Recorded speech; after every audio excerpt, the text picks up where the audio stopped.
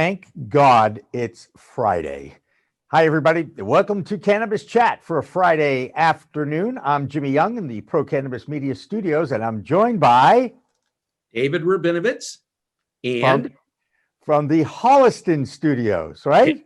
The Holliston Studio, the COVID-free Holliston Studio. COVID-free, that's what it's all about. That's what we care about, among other things. David Rabinovitz, this is the Green Rush with David Rabinovitz. I'm just here to hold it together, I guess. I don't know. David, quite a week, and we already have Morgan Fox in our Zoom room. So why don't we bring in the communications director of the NCIA out of Washington, D.C. Morgan Fox joins me and David Rabinovitz. Morgan, thank you so much for joining us this Friday afternoon. Thanks for having me again. No, we enjoy it. And I can't wait to see the little toddler running around in the background. All right. I just want you to know I'm setting you up for it. So. Oh, no, luckily I've got her placated, so we should be good. What's your secret? Okay. Let's cut right to the chase, because there was another interesting development in the quest for legalization and normalcy about cannabis in the United States, in the government, as the U.S. House this week approved the Medical Marijuana Research Act. And the only thing I take out of this, I guess, Morgan, is that a Republican and a Democrat actually were co-signers and sponsors on this, and they actually worked together on this one. Is that accurate? Well, I'm not too familiar with the exact working relationship there.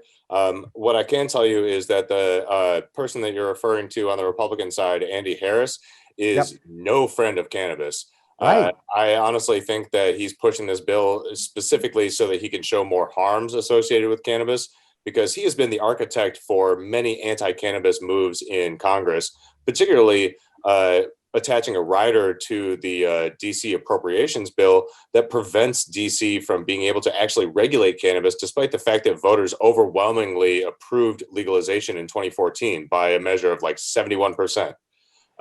So, strange bedfellows. Regardless, I'll take it, because we do need more research, and we do need to remove the barriers to research that are currently the cause of multiple lawsuits against the DEA from people like Sue Sisley and Lyle Craker and others, because there has frankly been a logjam for the last 4 or 5 years since the DEA said that they would allow more research, and still have not approved a single additional producer. Only in Washington, D.C., and you're right in the middle of it. And that's why I love talking to you so much, to be honest.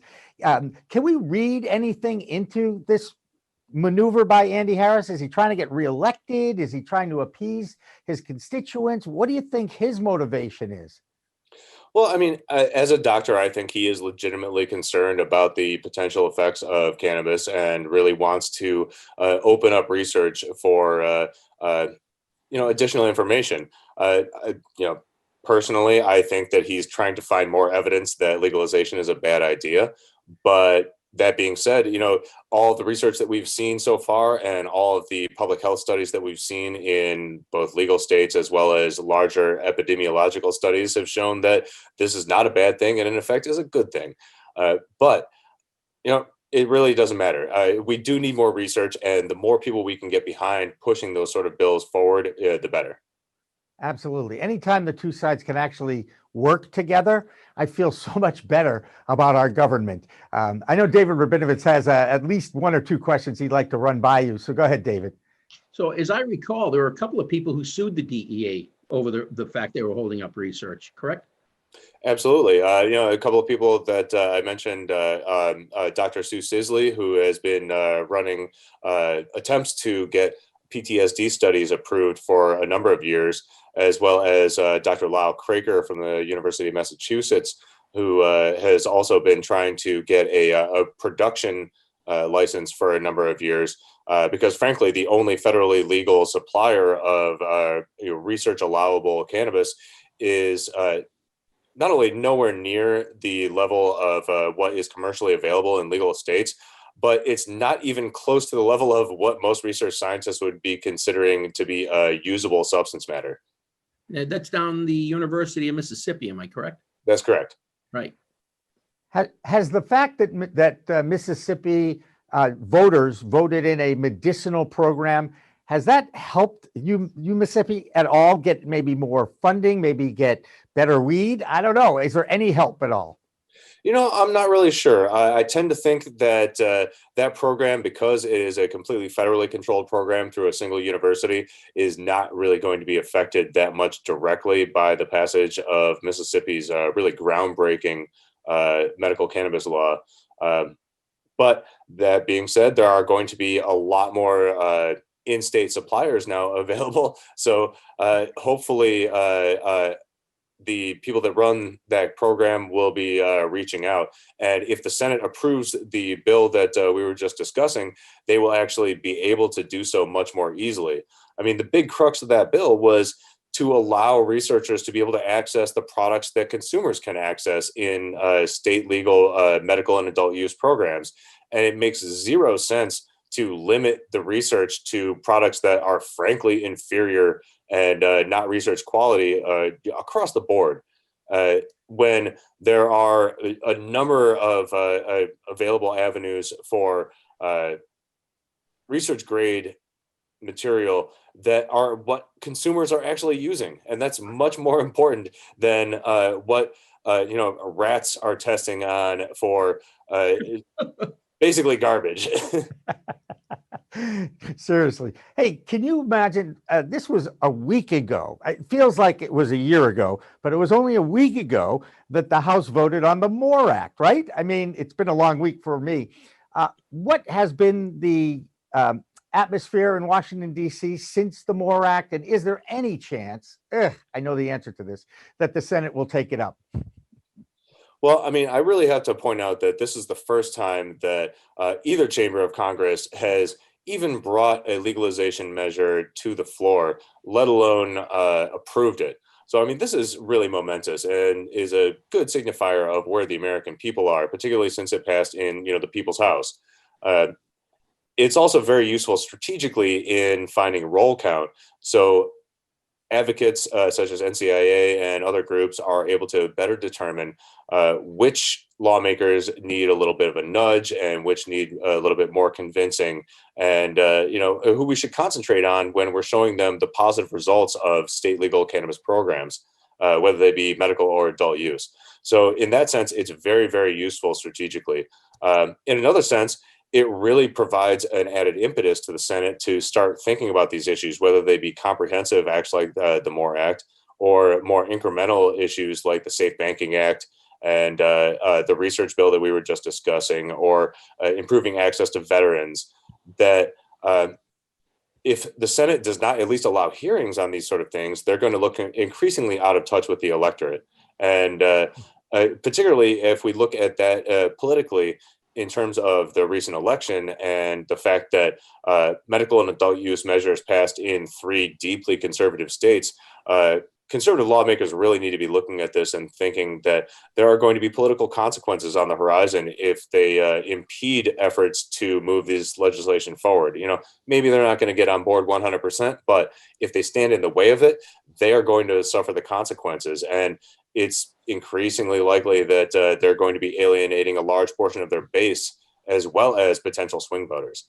I'm Go sorry. ahead. There was an article within the past couple of days that looked at some of the jurisdictions where Democrats lost, and it determined that they think that they would have done better had the vote happened back around September or October before the election. And that marijuana was, the survey determined marijuana was a big issue in those areas. A number of people could have lost the election over the fact they didn't hold that vote. It really does look like the public is that much in favor. Yeah, the decision to postpone that vote, I think, was maybe a little bit misguided. But without really looking at some really granular polling data, it's difficult to determine whether that had an actual effect. The fact that the frankly, fear mongering and heavily partisan messaging from some members of Congress against this vote was a little bit misplaced, I think, and it really is out of step with the American voter. And we're looking at besides the election, look at the recent Gallup poll. that showed that 68% of Americans nationally support cannabis legalization, including a near majority of Republicans. And other polls such as Pew have shown a slight majority of Republicans in support.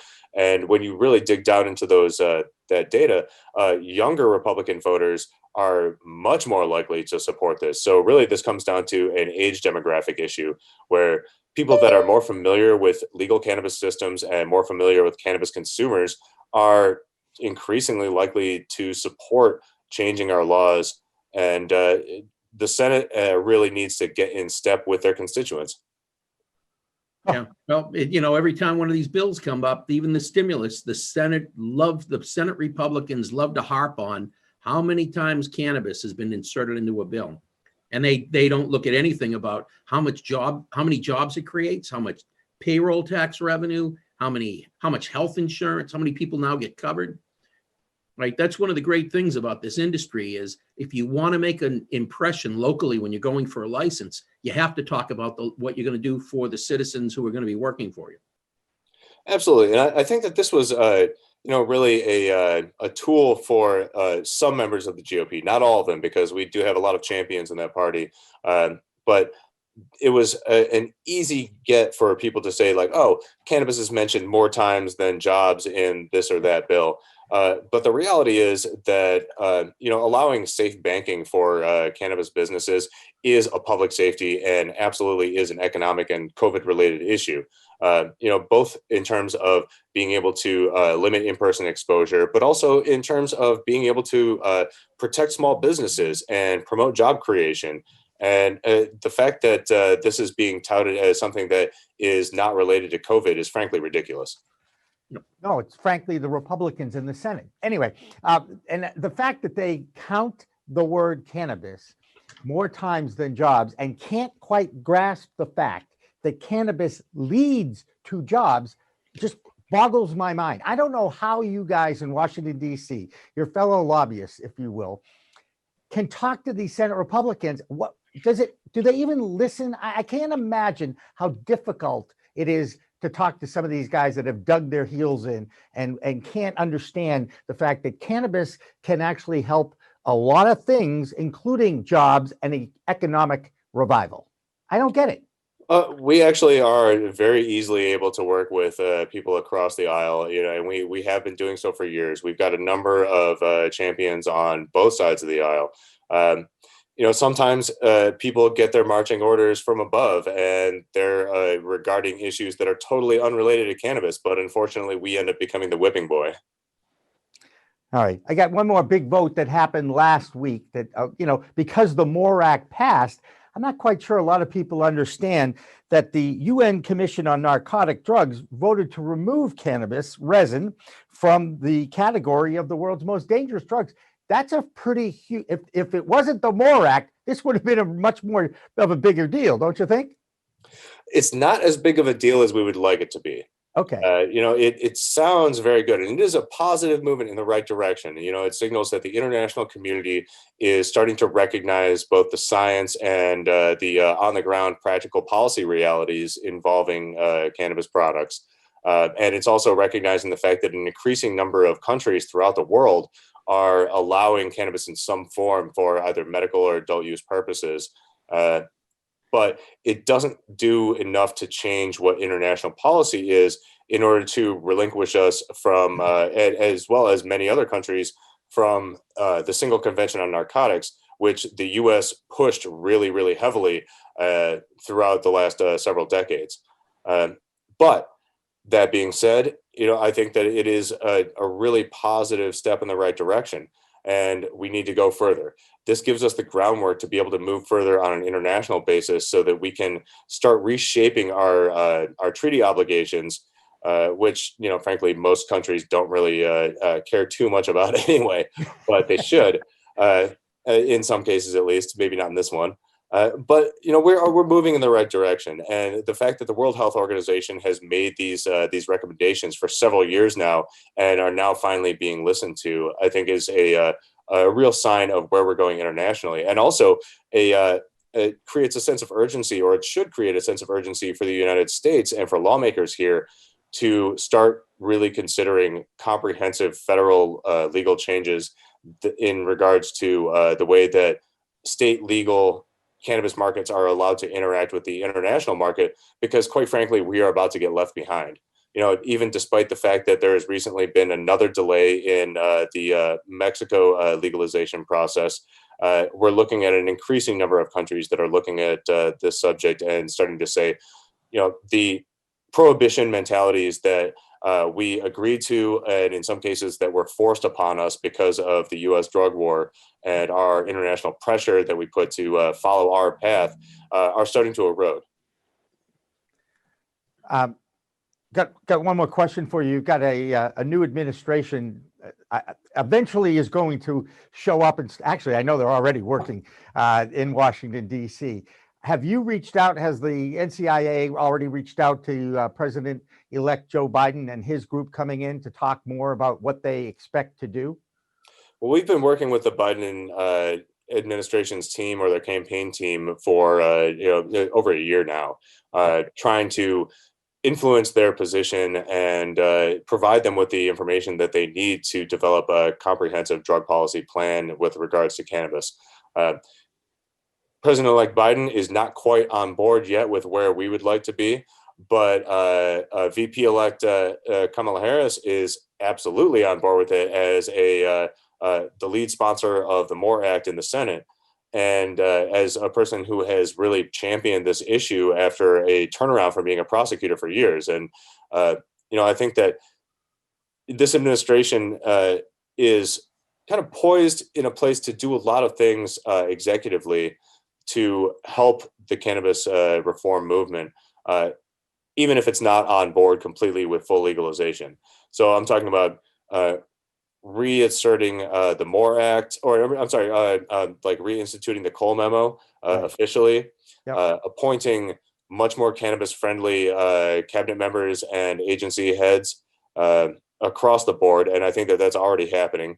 Be it potential DEA heads, potential DOJ heads, potential USDA heads, etc. The administration could also, with the stroke of a pen, make it much easier for veterans to be able to access cannabis through the VA and be able to allow doctors to recommend cannabis through the VA in states where it's legal.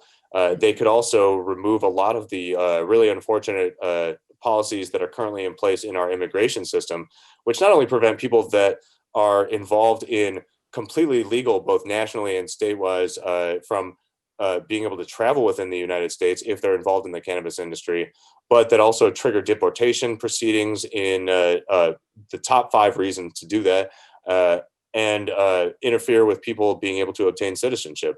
So there are a number of things that the administration can do directly through their executive power to help alleviate some of the problems that have been caused by prohibition over the last few decades. Absolutely. Morgan Fox, as always, great insight on what's going on in Washington, D.C. from the NCIA. I really do appreciate it when you join us, especially at the top of the show, because you kind of set the bar pretty high, if you will, and we appreciate that here. I do have to take my regular 4:20 break, but I thank you so much for joining us and look forward to hearing from you in the future. If I don't talk to you before the holidays, have a great holiday season and a happy new year. Thanks, guys. I really appreciate you having me on. You bet. Great. There Thank goes you. Morgan Fox. Thank you so much. And David, this is our 4:20 time. I'm going to ask David, where did the 4:20 code begin? Do you remember? I'm kind of like putting you on in the spot. Raphael High School. All right. And what's the name Boy, of the I've been on group? the show with you long enough, Jimmy. That's one thing that's gotten pounded in. They were the Waldos. They used to meet at Waldos. the Louis Pasteur statue after school to catch a little buzz, and law enforcement picked up on it, that there was public consumption of cannabis going on. So they picked up the 4:20 call, and it was adopted by law enforcement to basically alert their own staffers that, oops, you better get down to the corner of Vine and Main Street, because sure enough, there's public consumption of weed going on. And then the cannabis community figured out what was going on, grasped at it. They celebrate April 20th on the calendar. They celebrate 20 past 4. I don't want to say on a daily basis, but we do here at Pro Cannabis Media. It gives us an excuse to play a song that was part of my youth. By the way, David, since we are kind of age appropriate, did you ever know of Jonathan Edwards before you saw him sing Shanty? No. Okay.